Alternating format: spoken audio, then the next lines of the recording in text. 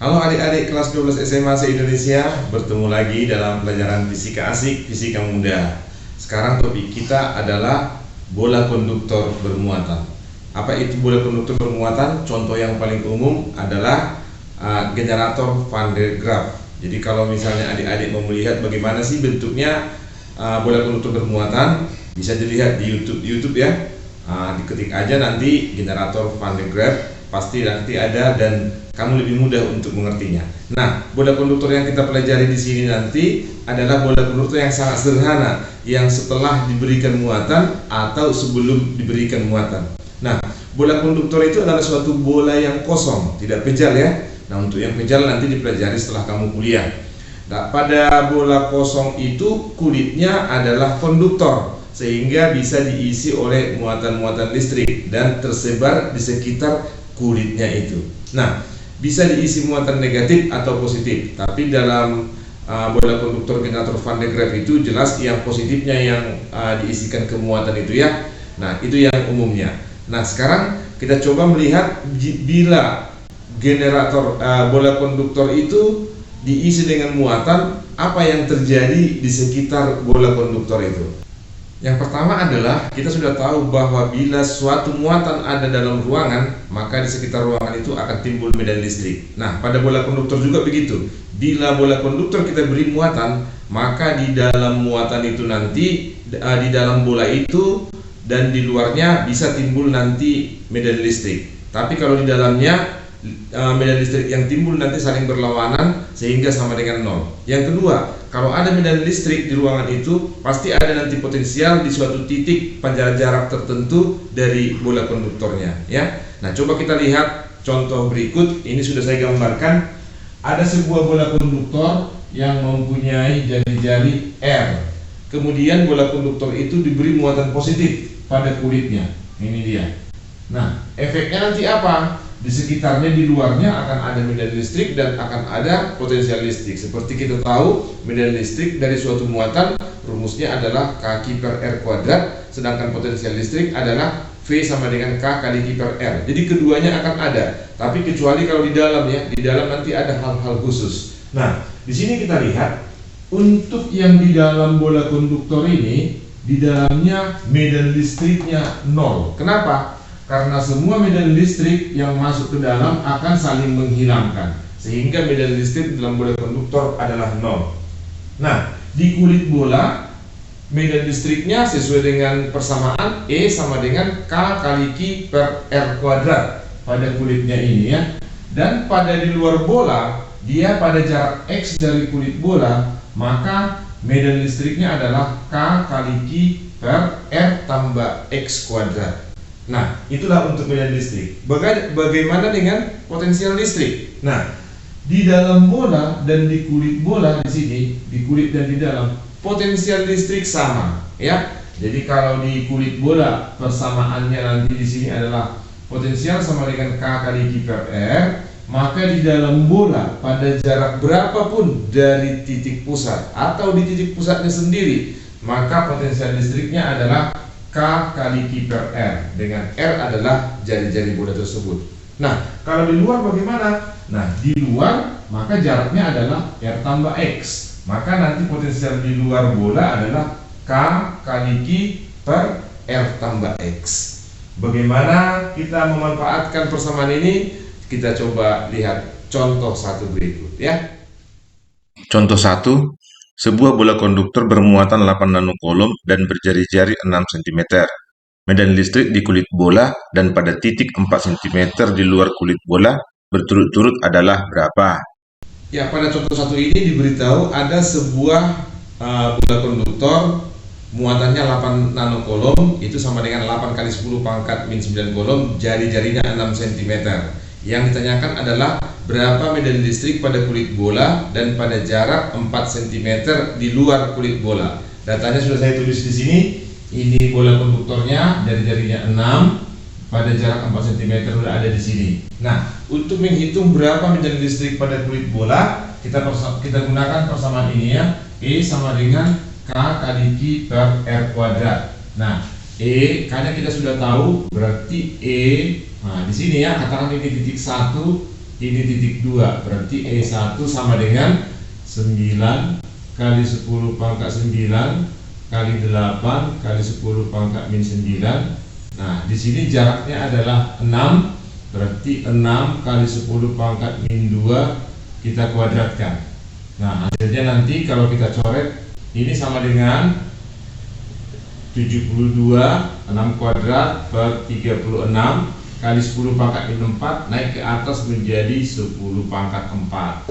72 bagi 36 adalah 2 kali 10 pangkat 4. Jadi 2 kali 10 pangkat 4 Newton per Coulomb. Itulah medan listrik pada kulit bola. Sekarang ditanya berapa potensial listrik pada jarak 4 cm dari kulit bola di luar ya. Maka nanti jarak titik ini terhadap pusat bola adalah 10 cm.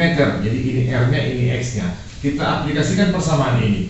V di titik 2. V di titik 2 sama dengan 9 kali 10 pangkat 9 kali 8 kali 10 pangkat min 9 dibagi dengan jaraknya 10 pangkat min 1. Jangan dikuadratkan ya, sehingga nanti ini kita coret, ini kita coret. Ini sama dengan 72 kali 10 atau 720 volt. Kalau dalam bilangan baku 7,2 kali 10 pangkat 2. Boleh ya? 7,2 kali 10 pangkat 2. Nah, begitu caranya mencari medan listrik di kulit bola dan mencari potensial listrik di luar kulit bola. Sekarang kita lihat contoh kedua. Contoh 2, sebuah bola konduktor bermuatan 20 nanocoulomb dan berjari-jari 5 cm. Potensial listrik pada titik 3 cm dari pusat bola dan pada titik 4 cm di luar kulit bola berturut-turut adalah berapa? Ya, pada contoh 2 ini diberitahu sebuah bola konduktor itu mempunyai muatan 20 nanocoulomb, 20 kali 10 pangkat min 9 coulomb. Kemudian jari-jarinya adalah 5 cm. Pertanyaannya, berapa potensial listrik pada jarak 3 cm dari pusat bola? Dan berapa potensial listrik pada jarak 4 cm dari kulit bola? Ya. Nah, untuk yang pertama kita gunakan nanti persamaan. Di dalam bola persamaannya adalah V sama dengan K kali Q per R. Jadi di sini saya buat titik 1, maka nanti di sini V1 sama dengan 9 kali 10 pangkat 9 kali 20 kali 10 pangkat min 9. Nah, per jaraknya yang mana kita buat? Apakah yang 3 atau yang 5? Yang pasti adalah R-nya yang 5. Jadi jangan gunakan yang 3 cm ya. Mengapa? Karena potensial di dalam bola ini di titik manapun itu pasti sama dengan di kulitnya. Jadi dihitung berdasarkan potensial pada kulit bola. Jari-jari yang kita gunakan R-nya adalah 5 cm. Berarti di sini nanti 5 kali 10 pangkat min 2. Nah, kita coret ini, kita coret ini kita coret dapat 4, maka nanti 9 kali 4 adalah 36 kali 10 pangkat 2. Ini naik ke atas menjadi 3600 volt. Nah, untuk yang kedua jari-jarinya 5 cm kemudian tambah 4 cm, berarti jaraknya dari pusat adalah 9. Maka nanti dibuat di sini V2 sama dengan 9 kali 10 pangkat 9 kali 20 kali 10 pangkat min 9. Jaraknya adalah 9 kali 10 pangkat min 2. Ini coret, coret, coret, coret, sehingga nanti di sini naik ke atas ini jadi 2000 volt. Ya, begitu caranya menghitung potensial listrik di dalam kulit bola. Gunakan jari-jarinya, jangan gunakan jaraknya dari titik pusat. Nah, sekarang kita coba contoh yang ketiga. Ya, sebelum kita bahas contoh 3, kita pelajari dulu tentang perpindahan muatan pada bola konduktor. Nah, jika ada dua bola konduktor bermuatan, ya, baik dua-duanya itu positif atau satu positif satu negatif, membawa muatan masing-masing dan dihubungkan dengan sebuah kawat, pasti nanti terjadi aliran muatan, ya. Muatan akan mengalir dari yang paling padat, ya, ke muatan yang lebih renggang. Jadi contoh di sini ada sebuah bola konduktor jariannya R1, muatannya Q1. Kemudian bola 2 lebih kecil, jariannya R2, muatannya Q2. Nah, ketika kedua bola itu kita hubungkan dengan kawat, maka akan terjadi aliran muatan. Ya, dari yang lebih rapat muatannya ke yang lebih renggang muatannya. Nah, kapan dia berhenti alirannya? alirannya berhenti apabila nanti V1 aksen sudah sama dengan V2 aksen. Aksennya ini adalah setelah dia dihubungkan ya. Kalau di sini namanya V1, dia punya tegangan masing-masing. Nah, jumlah muatan pada saat sebelum dihubungkan dengan sesudah dihubungkan itu sama. Berarti di sini Q1 tambah Q2 sama dengan Q1 aksen tambah Q2 aksen. Dan perbandingan berapa banyak muatan di Q1, berapa banyak muatan di Q2 setelah dihubungkan itu berbanding lurus dengan ini ya, Q1 aksen per R1 sama dengan Q2 aksen per R2. Dalam arti ya kalau jari-jarinya lebih besar pasti muatannya lebih banyak yang tampungnya. Jari-jarinya lebih kecil, muatan yang tampungnya pasti lebih kecil ya. Nah, sekarang kita coba melihat contoh 3 ini. Contoh 3, dua bola konduktor A dan B masing-masing berjari-jari 45 cm dan 30 cm. Bola konduktor A bermuatan 5 nanokolom dan bola konduktor B bermuatan 3 nanokolom. Kedua bola dihubungkan dengan kawat halus yang kapasitasnya dapat diabaikan. Setelah dihubungkan, muatan bola konduktor A dan B berturut-turut adalah berapa? Pada contoh 3 ini diberitahu ada dua bola konduktor. Bola konduktor pertama bermuatan 5 nanokolom dan jari-jarinya 45 cm. Bola konduktor kedua muatannya 3 nanokolom dan jari-jarinya 30 cm sebelum dihubungkan. Nah, setelah kedua bola itu dihubungkan dan nanti perpindahan muatan berhenti, dalam arti setelah tegangannya sama, ditanyakan berapa muatan pada bola 1, berapa muatan pada bola 2. Nah, untuk ini kita gunakan nanti persamaan yang dua ini ya. Dalam hal ini satuan dari muatan dan satuan dari sentimeter biar aja begitu, karena nanti dia pakai persamaan seperti ini ya. Bisa tercoret nanti satuan sebelah kiri dan satuan sebelah kanan. Nah, untuk yang pertama kita gunakan rumus ini, Q1 tambah Q2 sama dengan Q1 aksen tambah Q2 aksen. Kalau kita jumlah ini, Q1 tambah Q2 dengan ini, Q1 tambah Q2 berarti di situ 8 nanokolom akan sama dengan Q1 aksen tambah Q2 aksen. Nah, dari persamaan ini bisa kita buat Q1 aksen itu sama dengan 8 dikurang Q2 aksen.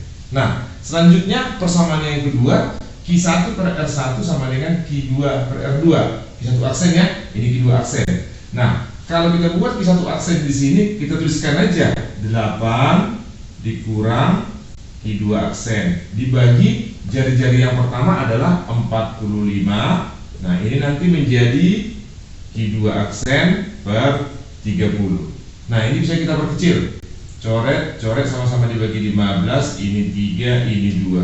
Baru kita kali silang ya. Berarti nanti di sini 3 Q2 aksen itu akan sama dengan 2 kali 8, 16 dikurang 2 Q2 aksen. Jangan lupa kalikan kemarin. Kita gabung kemarin nanti 5 Q2 aksen sama dengan 16. Nah, kalau kita teruskan kemari, maka nanti Q2 aksen itu akan sama dengan 16 dibagi 5 sama dengan 3,2. Karena satuannya tetap nanokolom, maka ini tetap nanokolom. Nah, untuk Q1 kita gunakan di sini. Berarti Q1 aksen sama dengan 8 dikurang Q2 aksen. Q2 aksennya 3,2. Berarti nanti Q1 aksen akan sama dengan 4,8 nanokolom. Begitu caranya untuk menghitung berapa muatan masing-masing bola setelah dihubungkan dengan kawat. Sekarang kita coba soal yang lebih menantang, contoh 4 ya. Contoh 4. Bola konduktor A berjari-jari 4 cm dan bermuatan 10 mikrokolom terpisah pada jarak tertentu dari bola konduktor B berjari-jari 6 cm dan bermuatan 40 mikrokolom. Kedua bola mengalami gaya tolak sebesar F. Jika kedua bola dihubungkan dengan kawat konduktor halus yang kapasitasnya diabaikan, gaya tolak kedua bola sekarang menjadi berapa? Ya, untuk contoh keempat ini diberitahu ada dua buah bola konduktor, yang satu bermuatan 10 mikrokolom, yang dua bermuatan 40 mikrokolom. Yang 10 tadi jari-jarinya adalah 4 cm, sedangkan yang 40 mikrokolom jari-jarinya 6 cm.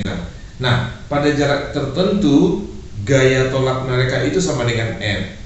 Tertentu maksudnya tidak terlalu jauh ya. Jadi kalau jauh sekali nanti gaya tolaknya 0. Artinya pada jarak tertentu itu lebih besar dari diameternya lah. Maka kedua bola itu akan mengalami gaya sebesar F. Ini pasti tolak menolak F. Ini juga tolak menolak, terus ini F. Mengapa tolak menolak? Karena kedua muatan itu muatannya sama-sama positif. Ini boleh kita buat di sini positif, ini juga positif, sehingga dia tolak menolak. Nah, sekarang kedua bola itu dihubungkan dengan kawat yang halus, sehingga terjadi perpindahan muatan. Ki A aksen muatannya akan berbeda dengan yang pertama, Ki B aksen juga berbeda dengan muatan yang mula-mula. Pertanyaannya adalah berapakah gaya tolaknya sekarang? Berapa F? Apakah setengah F? Apakah 2F dan seterusnya gitu. Nah, yang ditanya di sini jelas nanti ini akan mengalami, kita sebutlah F1, gaya tolak F1. Nah, langkah pertama yang akan kita lakukan, kita harus hitung dulu berapa persamaan untuk kedua bola pada keadaan pertama sebelum dihubungkan. Sehingga nanti di sini boleh kita buat F sama dengan gaya tolak adalah sesuai dengan gaya kolom. Berarti K dikali di sini Q1 kali Q2 berarti 10 dikali 40 berarti nanti 400 per R kuadrat ya. Inilah nilai dari gaya yang pertama ketika dia sebelum dihubungkan. Nah, setelah dihubungkan maka nanti terjadi dong perpindahan muatan. Oleh karena itu kita harus hitung dulu perpindahan muatannya sesuai dengan yang ada di sini tadi. Q1 tambah Q2 sama dengan Q1 aksen tambah Q2 aksen. Nah, kalau kita jumlah ini satuannya biar ada ya.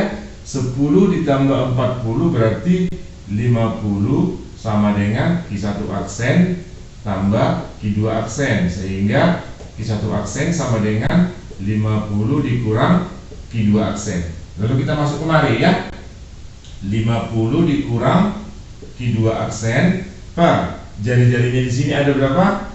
4. Akan sama dengan nanti di sini kita buat langsung Q2 aksen per 6. Bisa kita coret juga sama-sama dibagi 2, ini 2, ini 3. Sehingga nanti 2 Q2 aksen akan sama dengan 150 dikurang 3 Q2 aksen. Kalau kita gabung ini jadi 5 ya. Berarti nanti langsung aja Q2 aksen sama dengan 150 dibagi 5 itu akan sama dengan 30, satuannya adalah mikrokolom. Nah, kalau sudah dapat nanti Q2 nya sama dengan 30, maka nanti Q1 aksennya pasti dong 20 karena jumlah mereka adalah 50 ya. Maka nanti di sini Q1 aksen sama dengan 20 mikrokolom. Nah, selanjutnya setelah perpindahan di sini ini Q2 aksen menjadi 30 mikrokolom, ini menjadi 20 mikrokolom. Sementara jaraknya masih tetap seperti itu. Sehingga nanti kalau kita hitung F1 itu sama dengan K. Ini dikali 20 dikali 30 berarti 600 per R kuadrat ya. Per R kuadrat. Inilah nilai dari F1. Nah, pertanyaannya F1 ini berapa kali F? Nah, nanti bisa kita coret atau kita buat perbandingannya. F banding F1 sama dengan, kalaupun kita buat nanti di sini K dikali 400 per R kuadrat sama dengan K kali 600 per R kuadrat. Ini coret-coret, ini juga coret-coret, ini habis kemari. Sehingga nanti F dibanding F1 ini bagi 2 dapat 2, ini bagi 2 juga dapat 3. Nah, untuk perbandingan kalikanlah jauh kali jauh, dekat kali dekat. Sehingga di sini nanti 2F1 sama dengan 3F. Sehingga nanti F1 besarnya adalah 3 per 2F. Nah, justru setelah terjadi perpindahan, maka nanti gaya tolak mereka semakin besar. Ya, Demikian pelajaran kita untuk bola konduktor bermuatan. Selanjutnya nantikan video Bapak nanti untuk pembahasan soal-soal bola konduktor bermuatan.